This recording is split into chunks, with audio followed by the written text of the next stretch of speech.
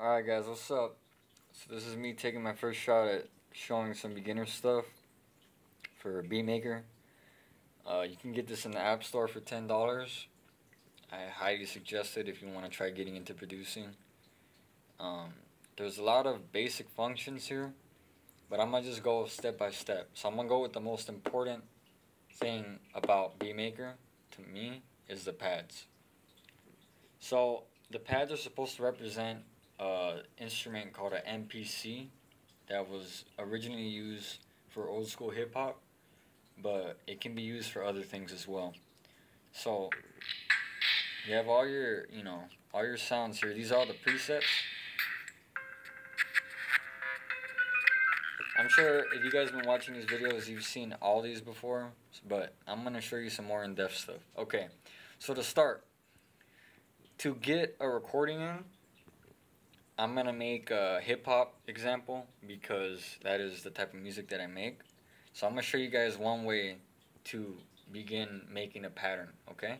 So as you can see, this button right here, it opens up like a list. There's play, which will start and stop the song.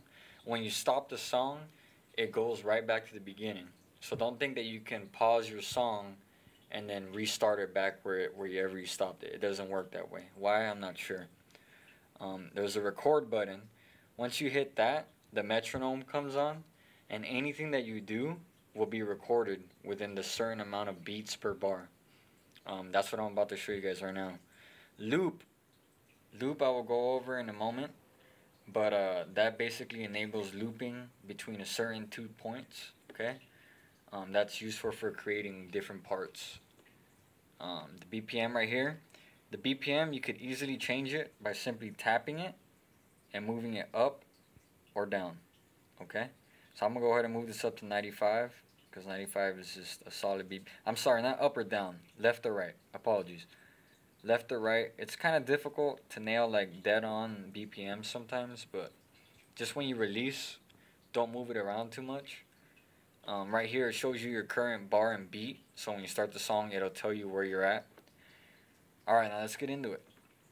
So here's this. You see, there's a button here called pattern. You hit that, and it'll say pattern 1, and it has arrows. You have a few options. You can do new, which will create a new pattern. Duplicate, which will duplicate the current pattern. Delete, which of course will delete it. Clear, which will eliminate anything that was recorded. Okay, all these other things are going to later, but let me just show you guys a little something. When I hit new, it creates that pattern, right? Now when you go to the sequencer, you'll see that there's 1 and 2 patterns because I created one over here. Let me show you guys that again. Pattern, new, and then I go to the sequencer. It'll be right there. I know that's hard to see, guys. I'm sorry about the quality of this video. Hopefully I'll be able to get a better video camera and I'll redo this. But this is just to show you guys some basics. Alright. I made 3 patterns now. I'm going to go back to pattern 1. Okay. Now I'm going to go down.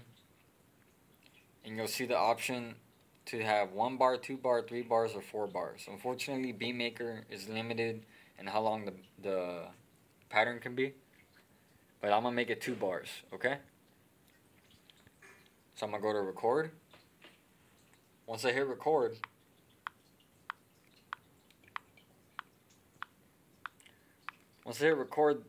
the metronome comes on. 1, 2, 3, 4, 2, 2, 3, 4, 1.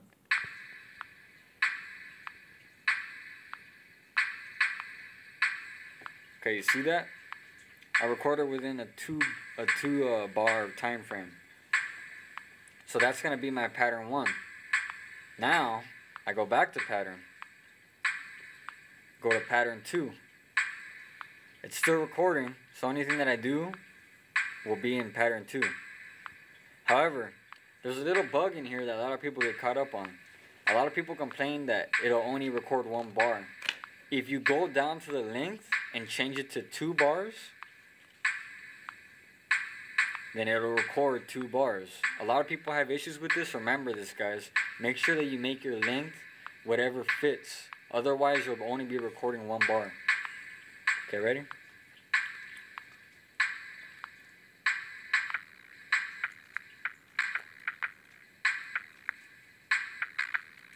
There you go. There's your kick. Now go back to pattern 2. Make it pattern 3 using the left and right arrow buttons. Go down 2. I'm gonna make the hi-hat just 1 bar because I just want it to be a simple. I'll make it 2 just so it fits.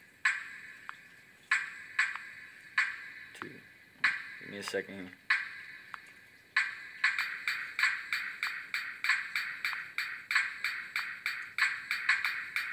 I don't really like that sound, so I'm like, okay, perfect. This is a perfect example. You see how that's annoying? That hi-hat really sucks. There's this thing called sample here. Let me stop this real quick. There's this thing called sample. I'm gonna hit load. I go to artist kits because you guys don't have any. I'm pretty sure most of you don't have anything in it yet. I'm gonna just go to Jack Province. I'm gonna go to another. I have all these different samples. I could select any of them, and I hit this over here. It'll give me a preview of it. Okay. Now what I'm looking for is a nice little hi-hat. Nothing in there. Let's look over here real quick. No, nothing in there either. That'll work. Let's just say I wanted this. Right? Hit load. And now it's here. Now, if you guys recall, all that stuff that I recorded, watch this. When I tap in the corresponding pattern, it'll make it inside the sequencer. So it'll show up there. So now when I come here to the sequencer, you'll see pattern 1, pattern 2, and pattern 3. As you guys recall, pattern 1 was a snare. So when you tap on the sequencer, you'll see a pattern show up, and it is a snare pattern. You can visually recognize it. So when I hit play, by the way, disable loop. That way the song plays all the way through. But when I hit play, the pattern will play in proper time. Now if I do it again afterwards, it'll do two of the same corresponding patterns. You could put it wherever you want. Okay? You can easily delete any pattern by just tapping it again. It's gone. You can also shorten a pattern by holding it and moving it to the left. Same thing goes for extending it. You hold it, it has like a red highlight, and you move it to the right. Okay? Now, I got a good setup pattern here. I just put in the kicks, the snares, and I put in the hi-hat. You go down here, you hit play.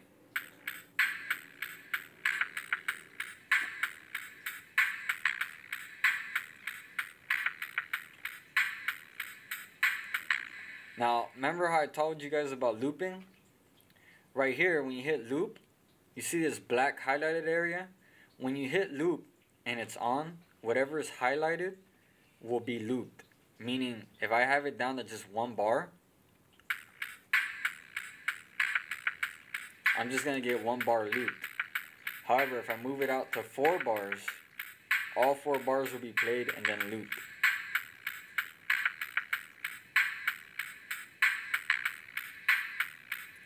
Now remember, you could change the starting point as well.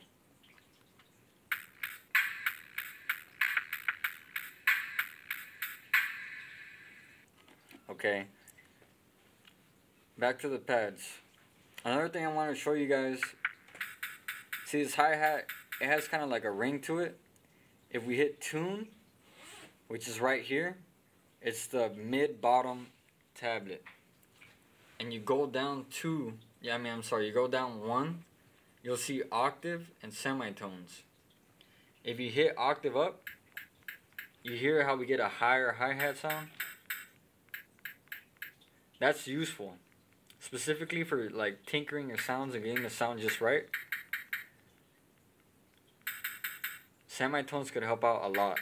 Recall though, always remember that when you change this, you're not only changing the pitch, you're also changing the speed. So for example, there's a loop here. You hear that loop? When I put it up an octave, a full octave, it'll do the same exact loop, but in half the amount of time in an octave higher pitch. You see that?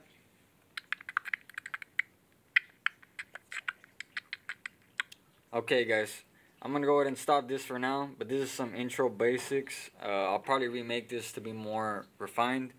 This is just a start. I appreciate it, guys. I hope you guys got a little bit of help out of this. I'll definitely make sure that I get a better camera and that we look more into it in the next video. Thanks a lot.